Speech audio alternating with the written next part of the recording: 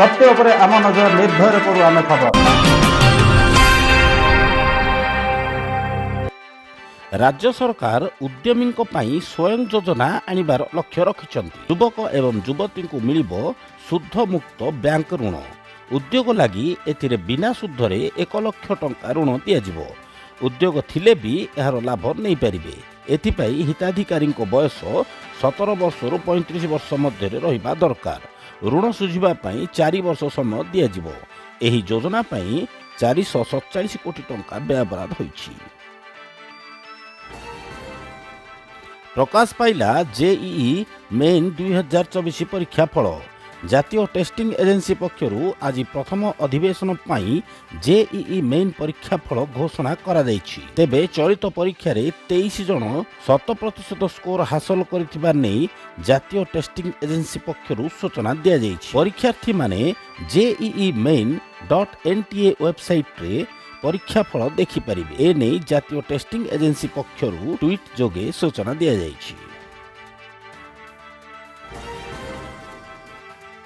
ब्रह्मपुर वरिष्ठ नागरिक मंचर सभापति त्रिनाथ महाराणा नेतृत्व में ब्रह्मपुर रेल स्टेशन दक्षिण दिगरे तुरंत द्वितीय गेट निर्माण करने को स्टेशन प्रबंधक दुर्गा प्रसाद ब्रह्मा को दाबीपत्र दि जाइछि। ब्रह्मपुर वरिष्ठ नागरिक मंच दीर्घ वर्ष धरी स्टेशन सम्मुख में ग्रीन सेड निर्माण सह शौचालय पानीय व्यवस्था सांगक विलंब रात्रि आसुथिबा रेलयात्री रात्रि जापन पर रहणी बासगृह दाबी करि आसुछि।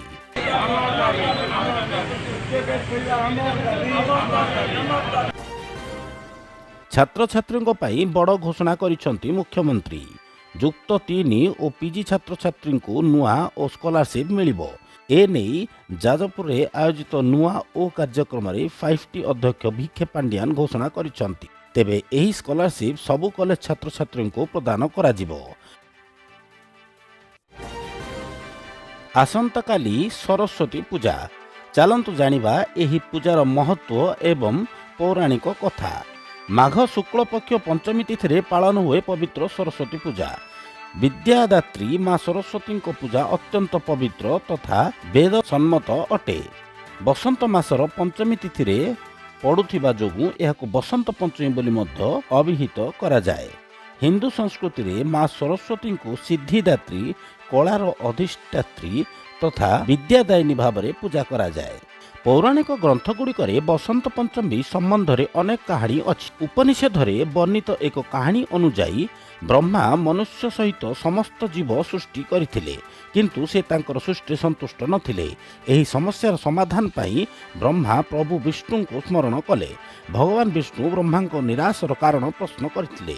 ब्रह्मा कहिले, प्रभु एही सृष्टि समस्त जगत निराश मन होछि, कौनसी सरसता नाही एथिरे। एही कारण सुनिबा परे श्रीहरि माँ भगवती को डाकी एही संकट को दूर करिबा पई अनुरोध कले। देवता माने चिंतित देखी बीणा वादिनी माँ सरस्वती आदिशक्ति माँ भगवती उज्ज्वलतारू जन्म होइथिले।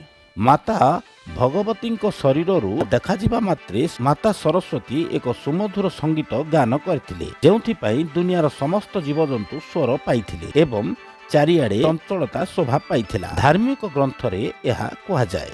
सेबेठारू एही दिन बसंत पंचमी भावरे पालन करा जाउछि।